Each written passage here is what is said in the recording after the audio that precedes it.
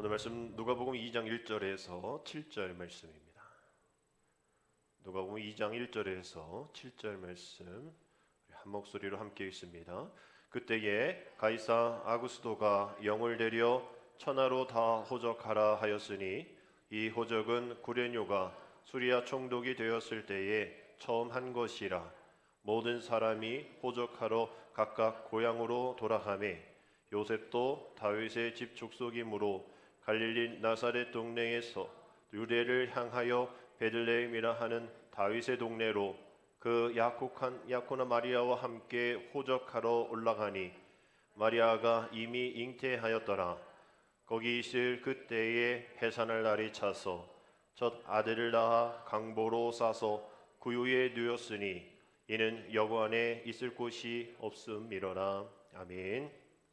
할렐루야. 오늘 앞에 대림절초 3개가 켜져 있듯이 대림절 3번째 주간이 되었습니다. 더불어 성소 주일입니다. 우리 이 말씀 함께 같이 앞에 나와 있는 자막의 말씀 함께 읽습니다. 시작. 하나님의 명령을 떨며 준행하는 가르침을 따르라. 하나님의 명령을 떨며 준행하며 가르침을 따라야 한다. 에스라 10장에 있는 말씀입니다. 3절 4절 말씀인데요.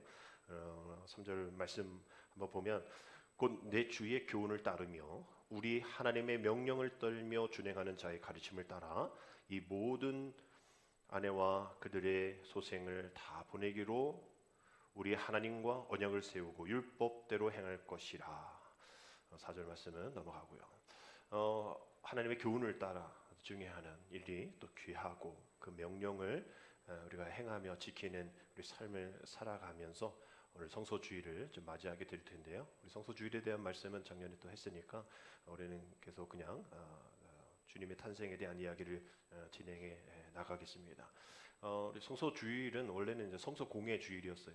오래되었습니다. 1899년부터 시작되었는데 1900년부터는 성소주일로 우리 지키면서 우리 성경이라는 것을 통하여서 많은 복음을 듣지 못하고 예수님을 접하지 못했던 미종족 국가들 또 예수 그리스도의 이름을 한 번도 들어보지 못한 그러한 나라에 이렇게 성경이 지급이 되어서 배포가 되고 그 성경을 통하여서 믿음의 사람들이 생겨나는 그런 일들이 지금 많은 단체에서 감당을 하고 많은 나라에서 감당을 하고 있는데 우리나라가 그 수혜자의 첫 번째인 거죠.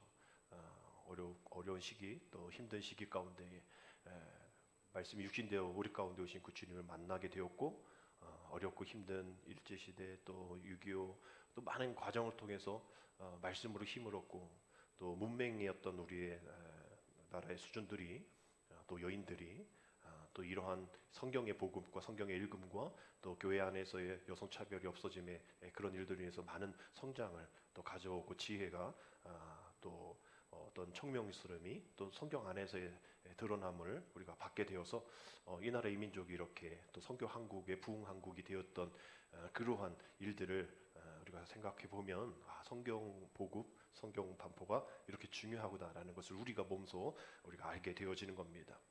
그런 것을 깨달으면서 이 성경을 통하여서 많은 지금도 여전히 전쟁 가운데 또 여전히 경제적인 문화적인 또 많은 정치적인 그런 어려움으로 인해 성경에 대한 이 수요를 또 공급을 할 수 없는 그런 나라에 지금도 많은 단체에서 특별히 미국에서 그 사명을 감당하고 있을 때 우리나라가 두 번째에 큰 사명을 또 감당하고 있는 그러한 일들이 하나님 은혜 가운데 잘 진행되어질 수 있도록 우리가 기도하면서 또 협력하는 그런 주간입니다.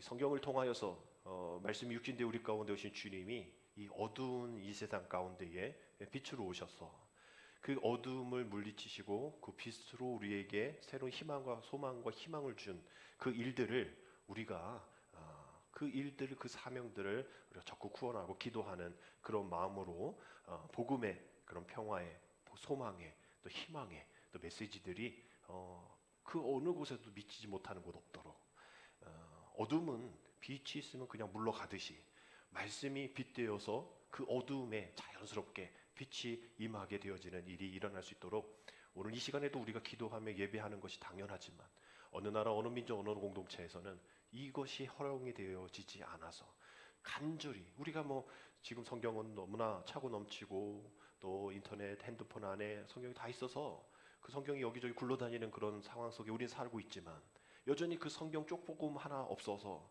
그 복음으로 살기를 다짐하며 그 복음서를 받았을 때에 정말 그 어떤 것보다도 가치 있고 귀하게 여기면서 그 말씀으로 살아가는 그 이들이 지금도 수많은 곳에 있다. 지금 2022년을 살아가고 있는 지금에도 그러한 나라, 그러한 백성, 그런 민족들이 여전히 있다라는 것을 우리가 기억하면서 이 성서주의를 통하여서 오늘 이 요한복음 5장 39절 40절의 말씀처럼 너희가 성경에서 무엇을? 영생을 얻을 줄 생각하고 성경을 연구하거니와 이 성경이 곧 내게 대하여 증언하는 것이니라. 그러나 너희가 영생을 얻기 위하여 내게 오기를 원하지 아니하는도다. 우리는 성경이 너무나 또 기독교 방송이 또 설교가 또 기독교 문화가 너무나 당연하기에 영생을 얻기 위하여 주님 앞에 나아가지 않아요. 말씀 보려고 하지 않습니다. 그래서 우리가 어떻게든 말씀을 읽으려 하고 어떻게든 성경 쓰려고 하고 어떻게든 말씀의 자리로 함께 나아가려 하지만 영생을 얻기 위해 성경에서 영생을 얻는 줄을 생각하라 얘기했는데 정말 그 영생을 얻을 말씀에 우리가 가까이 하지 않는다는 거죠. 근데 지금 어느 곳에서는 이 성경에서 영생을 얻을 줄 믿고 지금 사망의 음침한 골짜기에서 영생을 향하여서 생명을 향하여서 그 말씀을 읽고 희망을 갖는 이들이 있다라는 것이죠. 지금 20세기를 겪는 이런 상황 속에서 어두움, 그런 힘든 그런 모든 과정을 말씀으로 우리가 힘을 이기고 이겨내어서 21세기를 살아가고 있는 이런 것처럼 우리 한국교회가 이 성경을 연구하고 가르치기 힘쓸 뿐 아니라 우리 개인이 영생이 말씀 가운데 있음을 믿고 더욱더 말씀을 또 영생을 또 생명을 귀한 소망을 얻기 위하여 하나님 앞에 말씀으로 나아가는 저와 여러분 되시기를 주님의 이름으로 축복합니다. 우리가 말씀을 우리가 매일 우리가 읽고 또 그 말씀을 외우고 나아갔으면 좋겠어요. 그래서 제가 이번에 이게 주보 광고 말씀드리는 광고 주보에 광고한 대로 이제 내려가시면서 달력을 가져가실 텐데 뭐 여러 가지 달력의 이 폼들이 있습니다. 어떤 거는 그냥 글씨만 있고 어떤 건 날짜만 있고 어떤 거는 뭐 말씀이 있고 어떤 건 성지순례 그림도 있고 근데 어떤 달력을 보면 매일매일 그 숫자 날짜에 밑에 기도의 제목들이 적혀져 있어요. 그것도 정말 신청하고 싶지만 글씨가 너무 작아서 잘 볼 수가 없었습니다. 달력의 의미는 숫자가 커야 되니까 말이죠.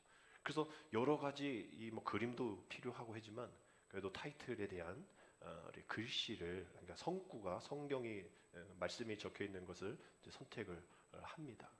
그래서 올해 내년 달력도 숫자는 크되 그 안에 전체에 한 달을 이어갈 수 있는 말씀 올해도 이제 그렇게 진행되었듯이 그런 말씀으로 하루하루를 살아가고 그 말씀이 내 삶뿐 아니라 이 말씀 모르는 모든 이들에게도 전파되어지고 내 삶의 주변에 교회를 다니지 않는 이들에게도 이 말씀이 선포되어질 수 있도록 먼저 그 말씀이 내 마음의 신비 가운데 새겨져야죠.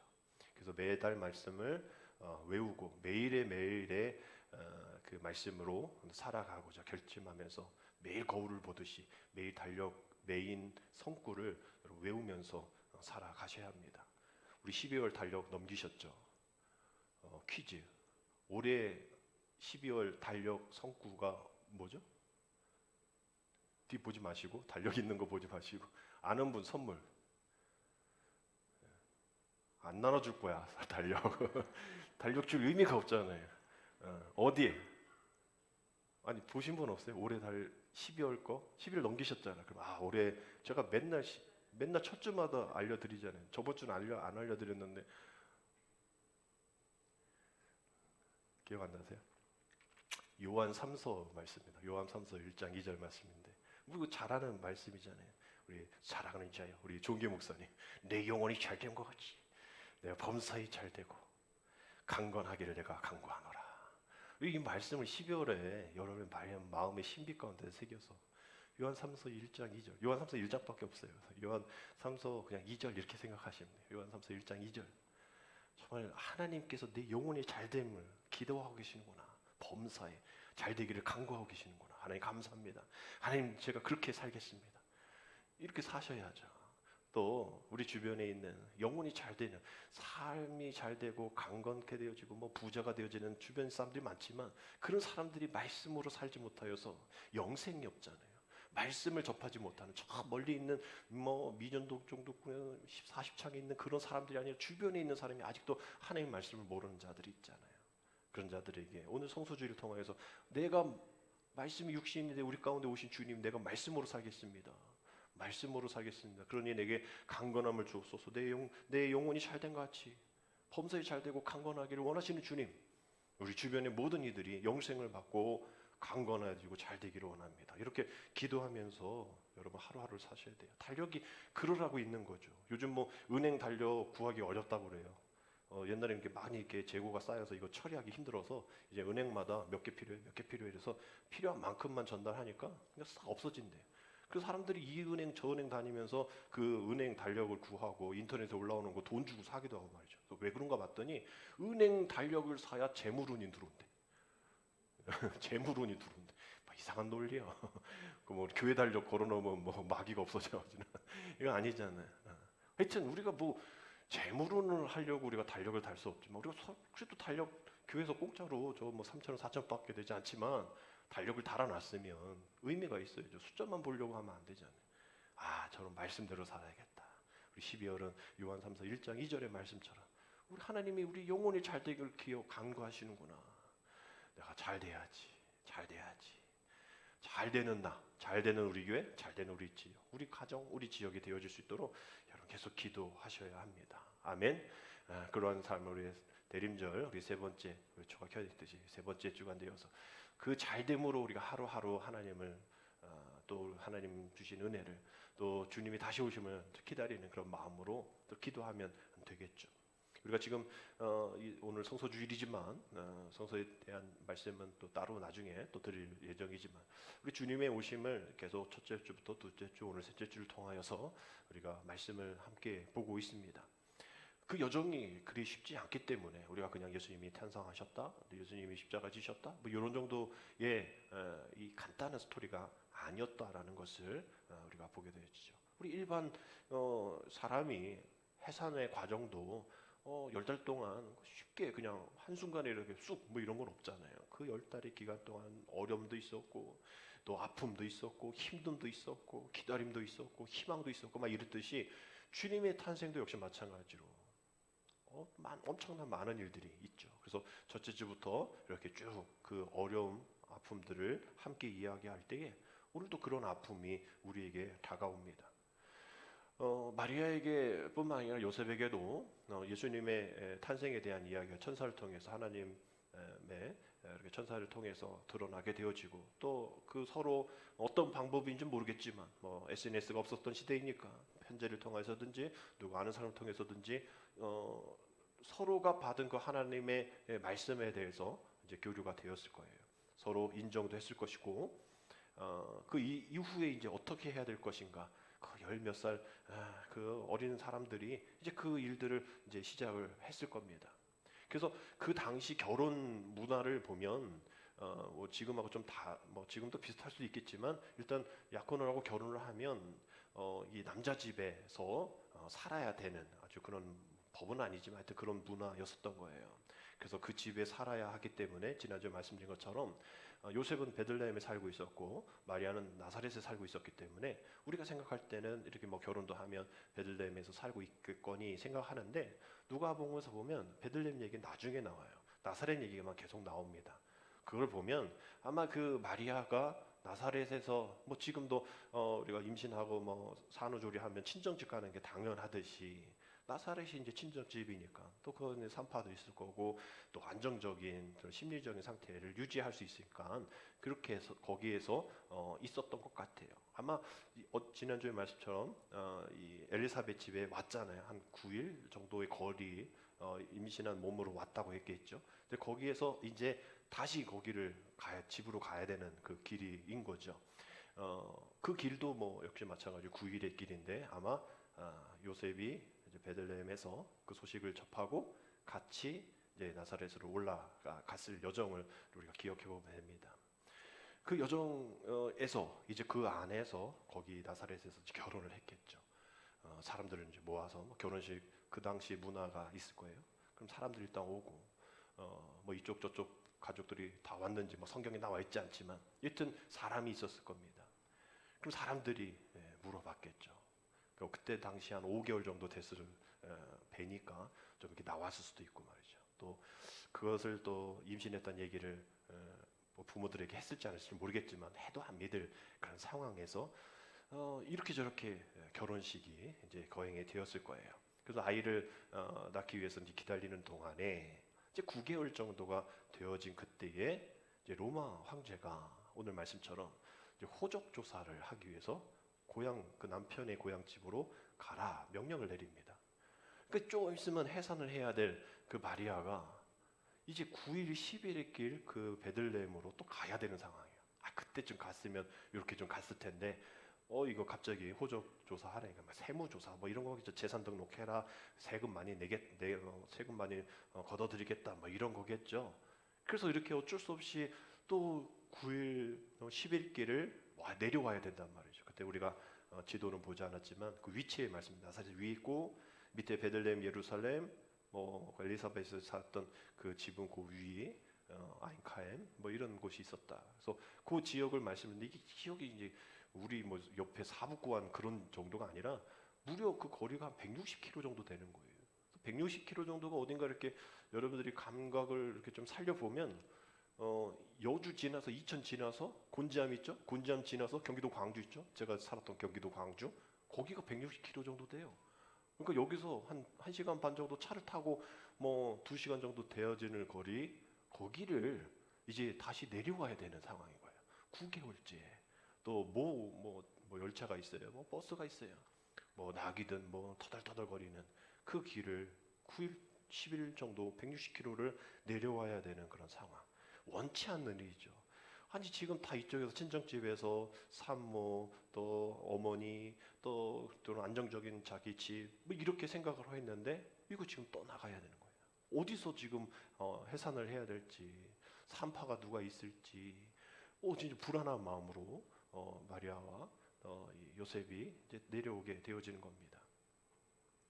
내려오는 그런 과정을 우리가 이 지도를 봐도 우리는 잘 모르죠. 근데 우리가 이 성경 공부하실 때에 이 요단강을 이제 보셨을 거예요. 요단강 보면 원래 내려오는 길이 이제 2개 정도 됩니다. 사마리아 위에서 밑에가 사마리아 있고 그 다음에 밑에 예루살렘 베들레헴이 있고 뭐 이런 정도로 보시면 사람들이 이제 밑으로 쭉 내려오면 되는데 이제 사마리아가 있기 때문에 여기를 안 간단 말이에요. 그래서 요단강을 건너가서 내려와서 다시 요단강을 건너서 내려온단 말이에요. 이게 한 30km 더 가야 되는 그런 상황이란 말이죠. 아니면 밑으로 쭉 내려와야 되는데 유대인들이 그렇게 안 지나가잖아요. 그 결정을 해야 되는 거예요.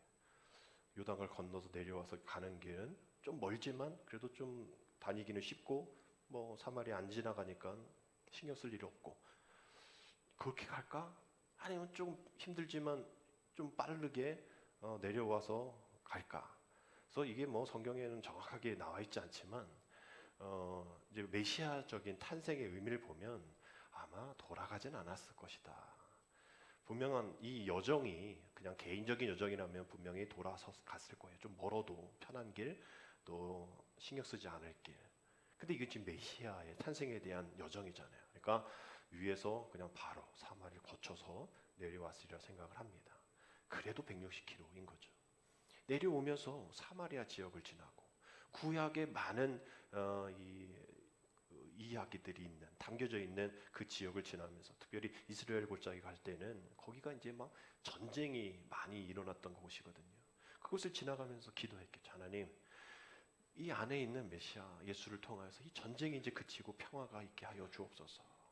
야곱의 막 사닥다리가 있는 뭐 꿈을 꿨던 그곳 뭐 이런 곳을 통해서 하나님 다시 한번 평화를 꿈꿀 수 있는 하여튼 뭐 여정이 9일 10일의 여정이 기도의 여정이었으리라 생각을 합니다. 비록 힘들고 어렵지만 언덕을 넘어가야 하고 또 평지를 걸어가야 하고 뭐 그렇지만 그 과정을 통하여서 하나님이 이 여정이 그저 출산의 과정이 아니라 하나님 나라의 출산이구나 라는 것을 생각해 보면서 내려왔으리라.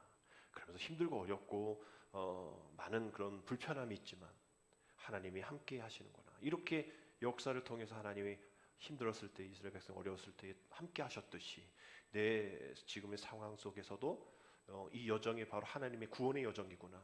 내가 힘들고 어렵지만 참고 견디겠습니다 라면서 내려왔으리라 생각을 해요.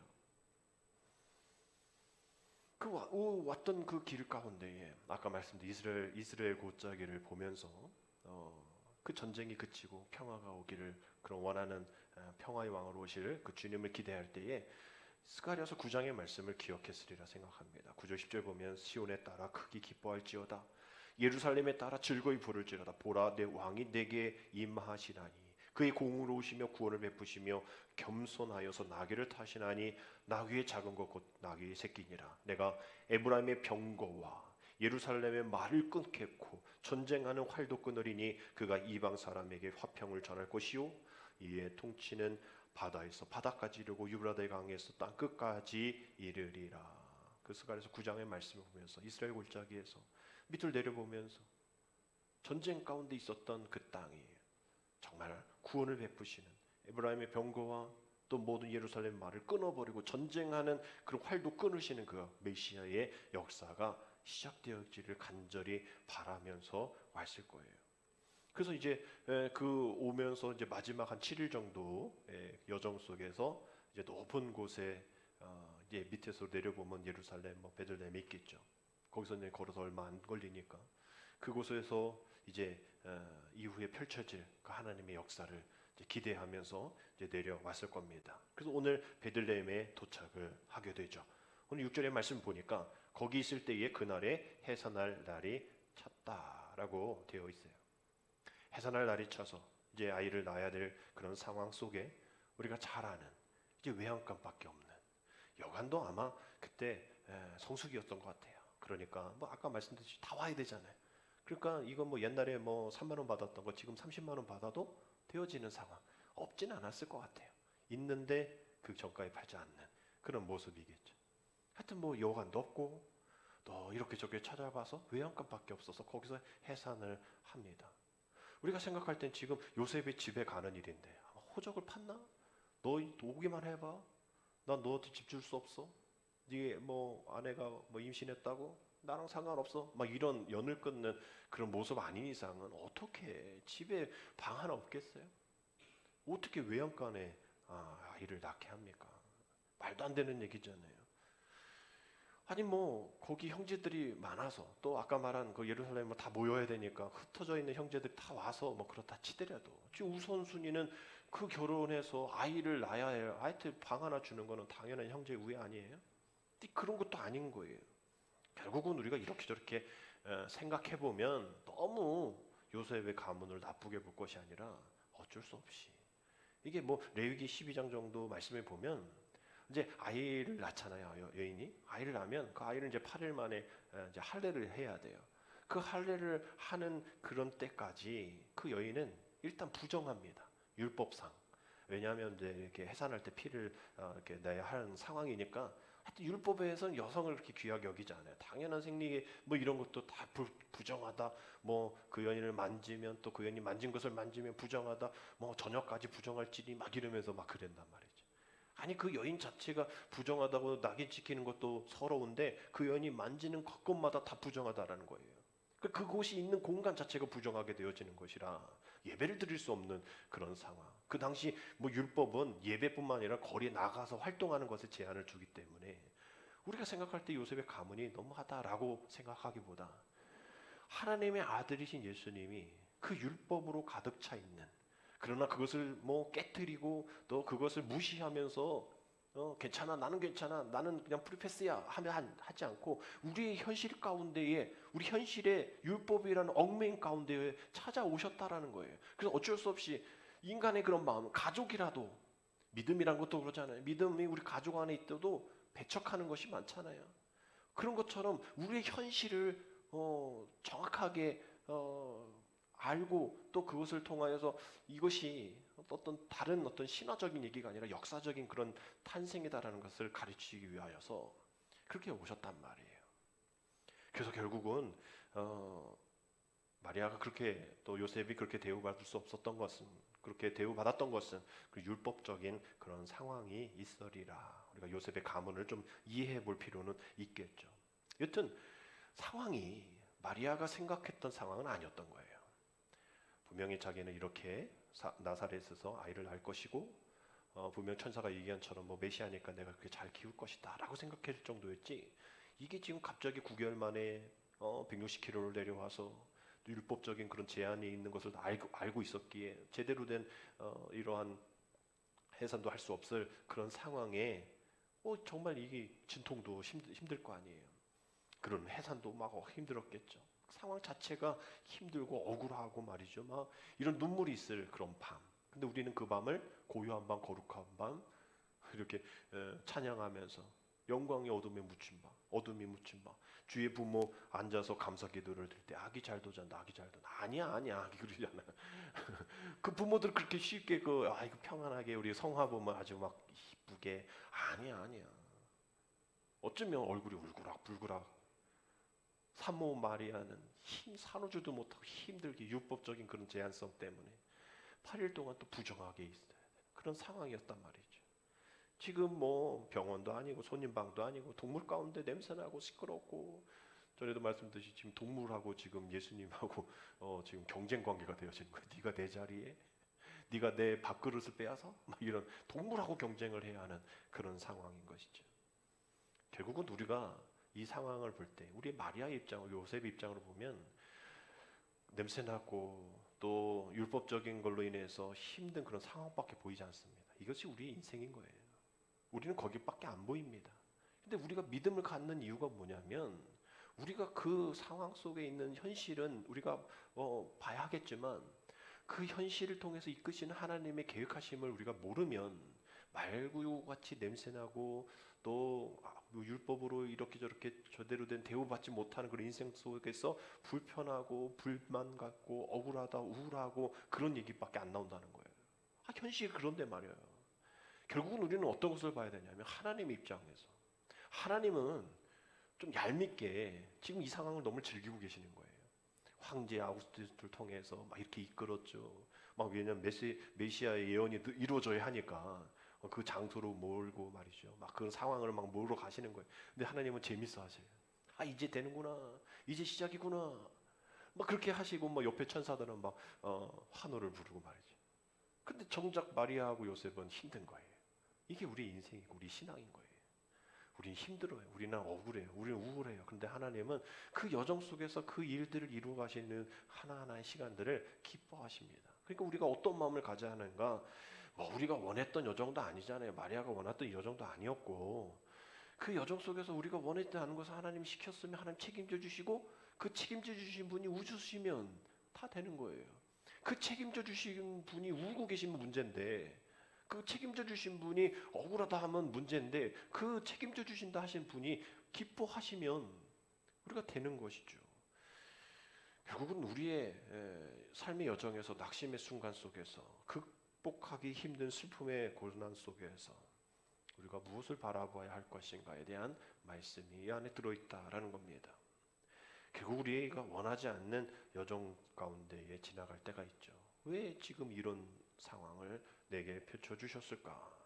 결국은 우리가 기억하고 우리가 명심해야 될 것은 하나님은 이런 여정, 우리가 억울해하고 정말 뭐 이래? 왜 이래? 라는 그런 여정 속에서도 하나님의 계획 가지고 함께 하신다라는 사실입니다.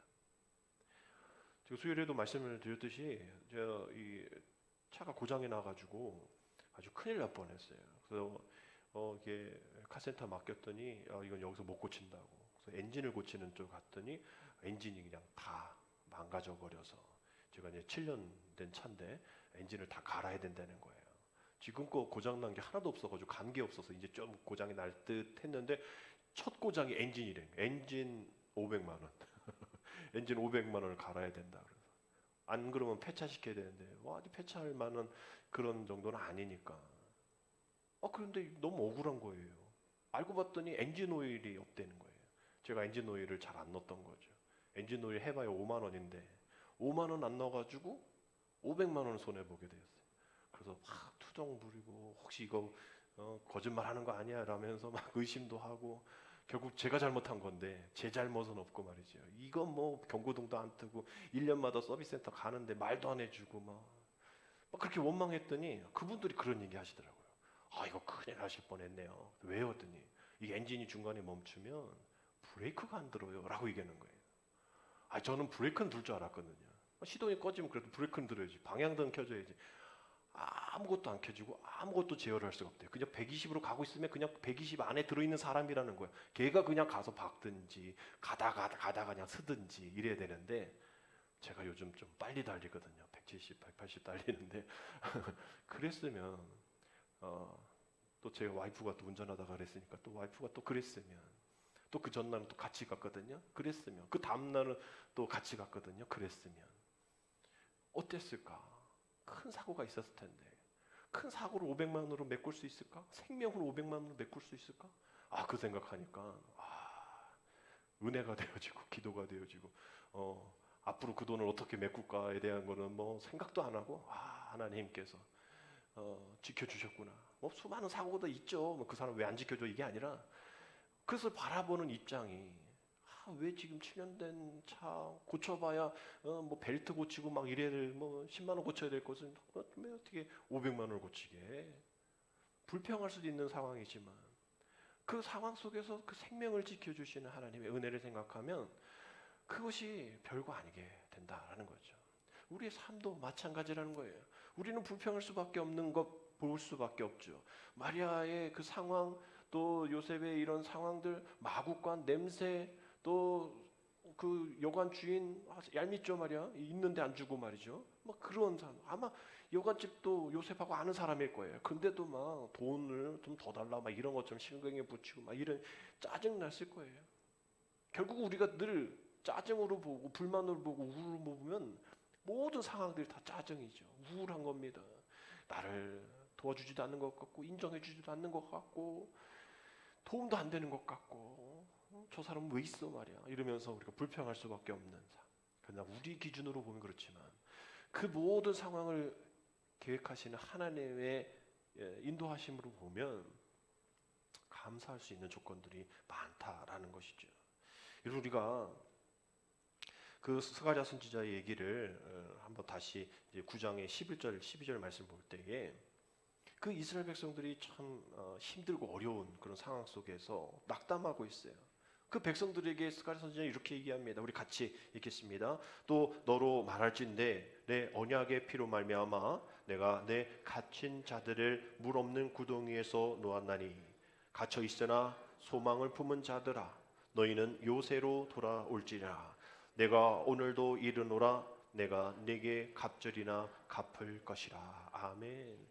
갇혀 있지만 소망을 품은 자들아 이렇게 얘기했어요. 우리 상황은 우울하고 우리 상황은 이해될 수 없고 왜 지금 나에게 왜 이런 손해를 하면서 우리는 거기에 갇혀 있지만 우리에게 소망을 품은 자들, 우리 영어로 보면 여기에서 이제 prisoner of hope라고 되어 있어요. 소망의 이 포로, 이 감옥 안에 갇힌 자라는 그런 표현을 쓰고 있습니다. 우리가 감옥 안에 갇혀, 뭐 감옥 갔다 오신 분 계세요? 뭘 못하잖아요. 우리가 뭐 감옥은 아니더라도 뭐 이렇게 코로나로 격리, 자가격리 일주일 밖에 못 나갈 때, 뭐 지금이 아마 왔다 갔다 하지만 나가면 막 벌금 물고, 이때 그 기간, 우리 힘이 답답하고 말이죠. 그렇단 말이에요. 그런 사람이 뭐 가서 영화 볼 수 있어요. 뭐 쇼핑을 할 수 있어요. 못 한단 말이에요. 답답하단 말이에요. 뭘 못하는 것이 코로나 감염 때문에 못 나간다라는 게 딱 정해져 있어서 그 사람은 안 나가는 거예요. 나갔다 큰일 나니까. 이게 이제 부정적인 얘기지만 긍정적인 것으로 소망이 자신을 묶어뒀다는 거예요. 소망 때문에 내가 뭘 안 해, 못 해 하면 큰일 나. 소망이 나를 붙잡았다라는 거예요. 소망을 품은 자들은 그냥 좋게 얘기하는 거고 소망의 포로들이라는 거예요.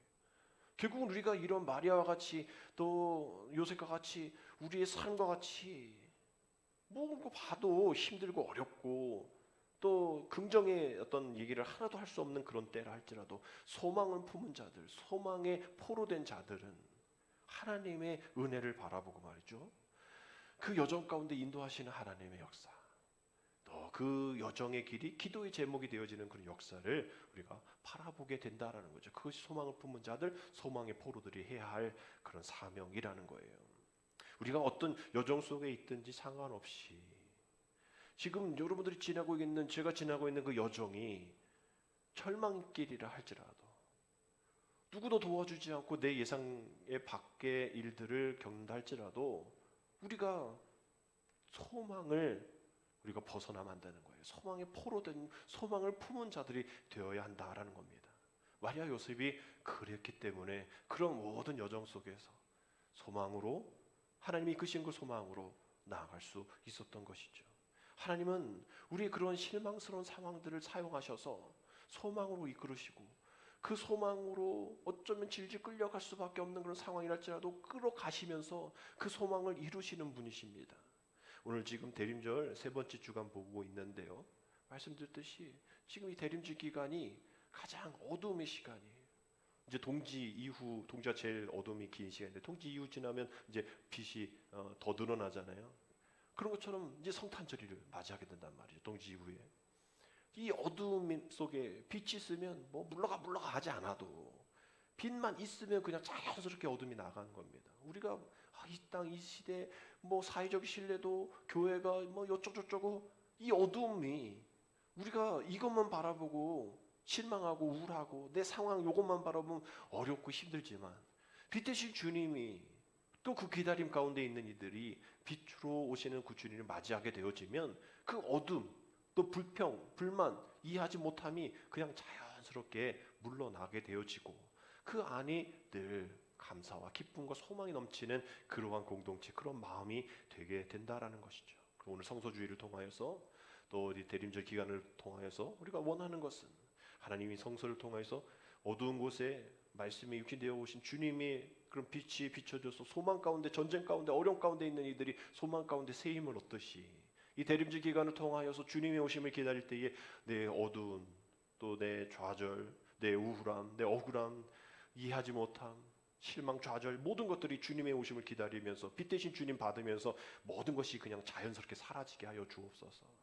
우리가 막 눈물 흘리고 몇십 일 뭐 금식기도 하고 뭐 이래서 물러나는 게 아니라, 내 안에 주님 모시면, 내 안에 나를 이끄시는 그 소망으로 이끄시는 하나님만 내 안에 계시면 내 모든 낙담, 좌절, 모든 것들이 다 희망과 소망으로 바뀌게 되어진다라는 것을 여러분 기억하셔서, 우리 이 대림절 세 번째 주간, 우리 한 주간 보낼 때에 요한 3서 1장 2절의 말씀을 기억하면서 영혼이 잘 되기를 간절히 바라시는, 그래서 절망이 아니라 소망 가운데 있기를 간절히 바라시는 그 주님의 약속의 말씀을 붙잡고, 이 대림절 세 번째 주간도 정말 하나님의 은혜 가운데에, 이제 한 주 더 남았지만 하나님의 은혜 가운데에 주님의 오심을 간절히 소망으로 기다릴 수 있는, 그것이 내가 뭔가를 하겠다가 아니라 하나님이 이끄시는, 나는 그 상황을 보지 못하지만 그 모든 과정을 계획하시고 로마 황제까지 들어쓰셔서 계획하시는 그런 모습을 통하여서 저 나쁜 사람, 저 나쁜 환경, 이 원치 않는 이런 금전적인 손해, 모든 것들도 다 하나님이 이끄시는 그 과정 속에 있다.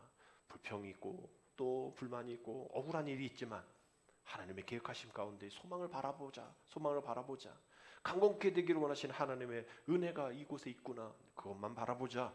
여러분, 그런 마음으로 살아가시면 우리 성서주의 말씀이 선포되어져서 그곳에, 그 나라의, 그 민족의, 그 공동체에 은혜가 선포되어진 것처럼, 그러한 소망 가운데 있는 여러분들을 통하여 여러분의 가정이, 또 여러분의 직장이, 여러분의 주변이 정말 하나님 나라, 또 주님의 오심, 또 아직 영생을 알지 못한 이들이 영생을 얻게 되어지는 귀한 도구로 사용되어질 줄 믿습니다. 하나님이 약속하신 소망이 우리 안에 구체적인 현실과 또 밀접하게 연결되어 있으기에 오늘도 내 모든 상황들 좌절하지 말고, 우울하지 말고, 낙심하지 말고 소망으로 이끄시는 그 주님만 바라보시며 승리하며 한 주 살아가게 되어지기를 주님의 이름으로 축복합니다. 기도드립니다. 하나님, 우리가 원하지 않는 여정 속에서도 여전히 우리와 함께 하시는 임마누엘의 하나님을 찬양합니다. 하나님의 기쁨과 평강과 위로자 그 되심을 우리가 기억하면서 오늘도 우리가 우리 마음 강하게 하시고 담대하게 하셔서 내 마음이 늘 희망을 찾지 못하는 어둠, 또 좌절, 우울함 속에 있지만, 오늘 이 마리아와 요셉이 좀 부족하고 힘든 가운데서도 이 먹먹하게 이 길을 걸어갔던 그 소망, 우리도 그 소망을 붙잡고 낙심하지 말고 혼란스러워하지 말고 우리 삶 속에 그 소망이 오신 주님의 이끄심을 따라 살아가는 우리 되어질 수 있도록 하나님 인도하여 주옵소서. 예수님의 이름으로 감사하며 기도드립니다. 아멘.